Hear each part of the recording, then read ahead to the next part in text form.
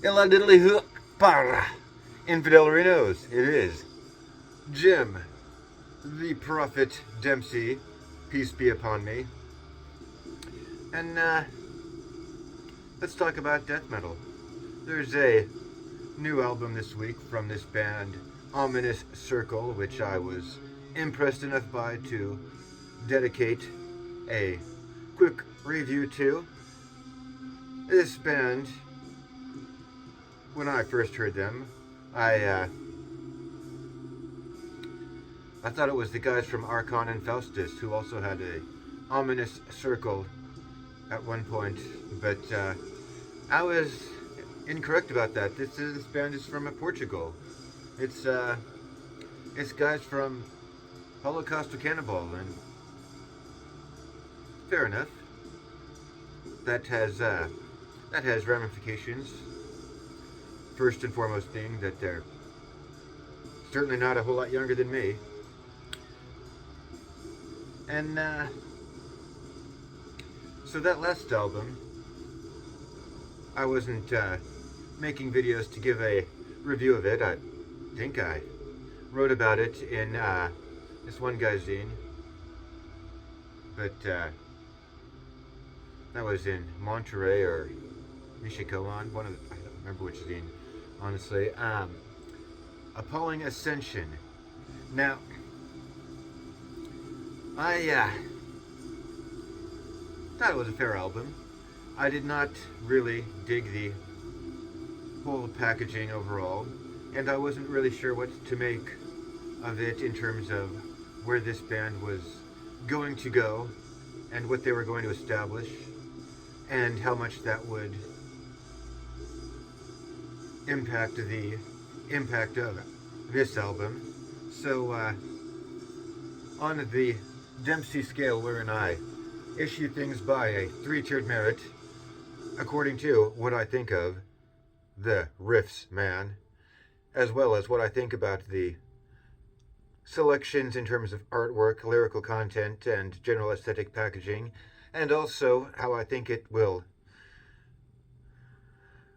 sink or swim in the ocean of shit that befalls us in this world.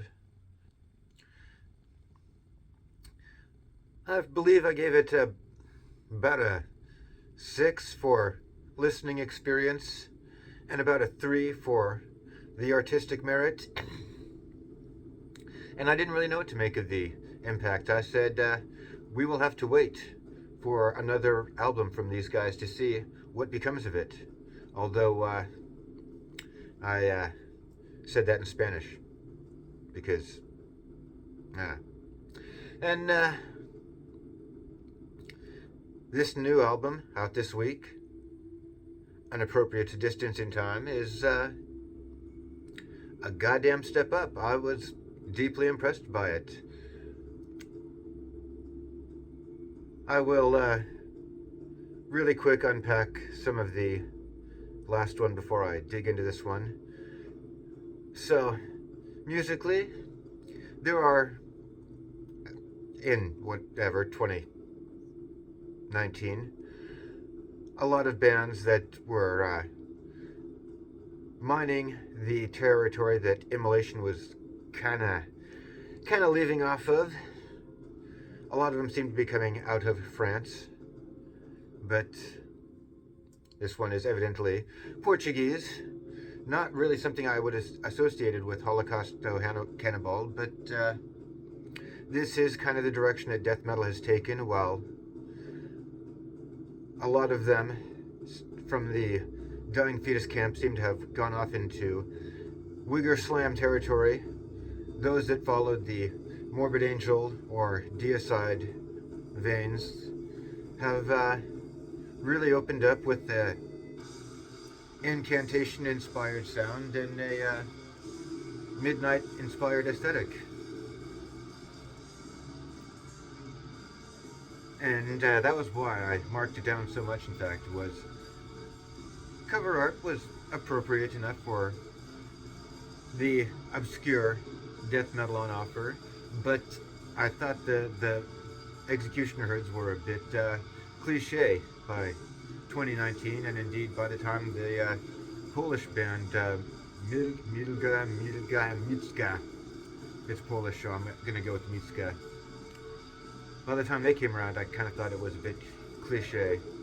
And then there was the Portland band, and I mean, there's more interesting ways to do this kind of shit. I think back to like N Steel, where the music was really shitty, but at least they had that one cool picture where the half the band had corpse paint and one of the guys was on crutches. Or like Winter Apocalypse, where you only had the drummer photographed amongst the band. Or just some kind of unorthodox and interesting choice.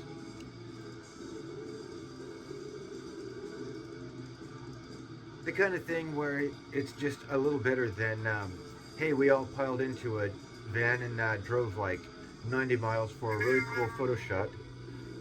Don't mind the cat there. And now we're standing here with our arms crossed, posing in front of this forest scene, this castle, what have you. You can, thank you. Got a co-star here. Now, I marked it down quite a bit for that because I thought it was pretty cliche stuff by that time, and I've never been a huge fan of the whole we're all standing here in whatever, a dark alley, a factory, whatever location seemed fitting with our arms crossed.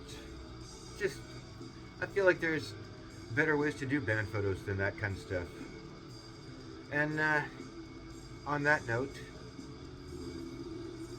musically, this new album, Cloven Tongues of Fire, I found it a step up with the music as well as with the artwork. I think the art here is a little more interesting while still very appropriate to the contents on offer. I don't have a whole lot to go with for the lyrical content. I'm just basing primarily off of how they pose in photographs and how they title their songs for supplemental material here. And a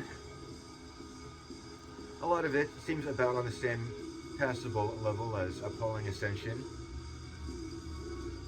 Not really stuff that I would take note of as to say especially interesting, appropriate, but generic. Now, the music, definite step up. There is an intangible something there, a sheen of professionality that guys that are dedicated enough to be in it for as old as I am, you gain a certain competence, and in terms of the competence, the songwriting, etc., it's a definite step up. I like a lot of the big passages that come in here. I feel like that's something that really should happen more in death metal, a genre where everyone just really does want to fill every second of every song with as much of a wall of noise as possible, to the extent where it just does become a lot of ear fatigue, and really what catches you after 30 fucking years doing this shit is those interesting choices that people make, the unorthodox little drops here and there, the little hooks that make something stand out amongst however many of these things we are exposed to year after year after year, with however many coming out in just an exponentially larger number every goddamn year as it gets easier to make these things, and as the whole experience of making them becomes less of a character building struggle. So I'm not sure about the historical impact on this one, but I'm gonna say a good 6 to 7 for enjoyment. Give myself a little bit of wiggle room. And a good 7 for the art. So it's definitely comes in a lot higher of a measurement. I will very likely go out and pick myself up a copy of this one, which testifies to how interesting it really is, because I got a lot of shit over here already And I don't need a whole lot more of it, but if it's good enough to catch me out, then yeah, we'll get at it. And on that note, that's about what I've got to say about this band for the moment. We'll wait and see what comes in the future, if there's more statements from this band, or if they, like myself, are getting ready to start collecting their Social Security soon and shuffle on off out of here. But in the meantime, thanks for tuning in, and we'll catch you on this next one.